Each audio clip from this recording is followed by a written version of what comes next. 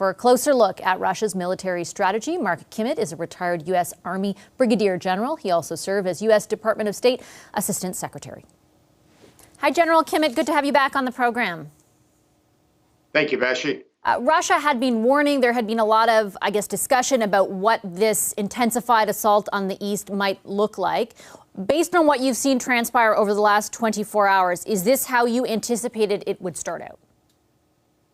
Well, I don't really think it started yet. As a senior defense official in Washington, D.C. said, they are conducting shaping operations, preparing the battlefield. What that means in Army doctrine is they are bringing in a lot of ammunition, food, fuel, sending out reconnaissance, but they want to be sure they are ready before they actually do what we typically call a breakthrough operation. And in layman's terms, how would we recognize what that is? Like, how would we be able to distinguish between Russia saying it's making preparations and that it started and when it really has started? Yeah, that's a good question. Doctrinally, and I should say that the Soviets' doctrine is a little bit different than the incompetent Russian doctrine we've been seeing playing out. But traditionally, those types of operations start off with a tremendous amount of artillery, rockets, missiles, howitzers. So I think the typical trigger would be a long, continuous artillery campaign for probably anywhere from 12 hours to 24 hours before they actually attempted the breakthrough. And I feel like if I had asked experts, maybe not yourself, but others months ago, how prepared Ukraine would be for that onslaught, they would have expressed a lot of concern. They're probably still concerned, but given what we've seen transpire over the last 7-8 weeks, what is your assessment of how Ukraine is prepared for this? Well, Vashi, I would say that everybody has been surprised at the Ukrainian operations up to this point. Nobody expected the Ukrainians to, number one, put up a fight, and number two, to be able to fight so well as they have against the second largest army in the world, Russia. They have beaten Russia significantly in every operation except for that at Mariupol. So I think that a combination of surprisingly good Ukrainian forces and strategy and surprisingly poor Russian operations and tactics has got us to where we are today. And what are the implications of that in particular for this battle as it starts in earnest, let's say? Where do you see Ukraine's strengths based on what we've seen over the past few months, and where do you see their vulnerabilities? Well, I think the vulnerabilities are on the Russian side getting better. The Russians have probably learned a significant amount from this first operation they ran. Just the very positioning of their forces would indicate that they're not going to try this haphazard attack everywhere strategy, but they seem to be concentrating their forces in the northeast and east. Two, they brought in a brand new general who has not only a tough combat record, but that combat record has been pretty brutal.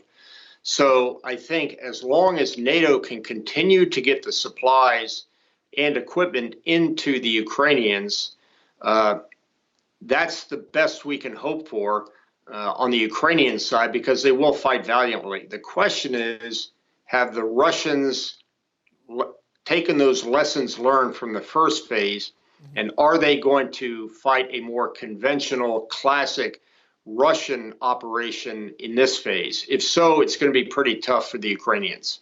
And do, from your perspective, the Ukrainians have the equipment they need in order to fight against that type of assault?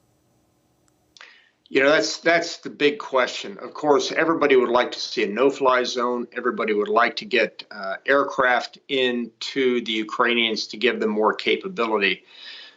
This latest weapons package that came from the United States is good, but it's not good enough.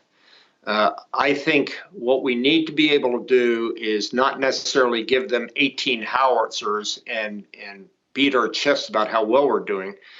But we've got to continue to give them reconnaissance assets, targeting assets, such as the counter battery radars, and candidly, longer range missiles, because the key to winning this fight will not be at the front lines, but will be, can the Ukrainians take out those logistics bases? Can they take out those artillery and rocket positions?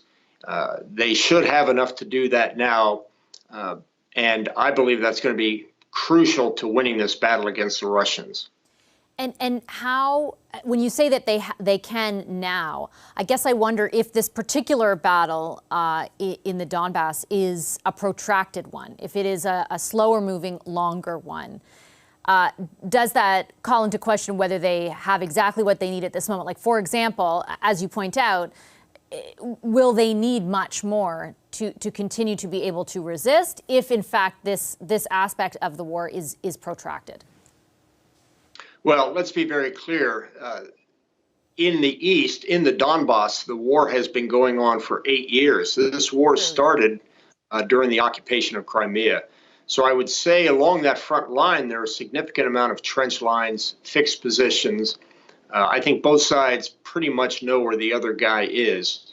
But I think the key to this battle, as you say, for the Ukrainians is, number one, making sure they have enough ammunition and that other equipment that I was talking about. And number two, that they continue to have the morale, the overwhelming morale that they've shown up to this point.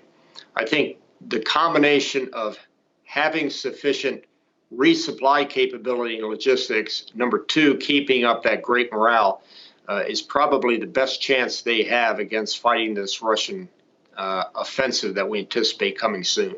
At the danger of being too simplistic, is it possible that this battle decides the war? I think that is simplistic. I don't think I've got a good answer for that. I think if Vladimir Putin is content to stopping at the Donbass, this may find us in a position where he would be willing to have peace negotiations. I don't think his aspirations stop there. For example, he is still continuing to fight towards Odessa, but it could very well be that this will not end the war, but it may put it into a frozen conflict the way it has been over the last 8 years. General Kimmett, I'll leave it there. I appreciate your analysis very much. Thank you. Sure, Ashik. Hi, I'm Vashi Capellos, host of Power in Politics. See more of our show by subscribing to the CBC News channel or click the link for another video.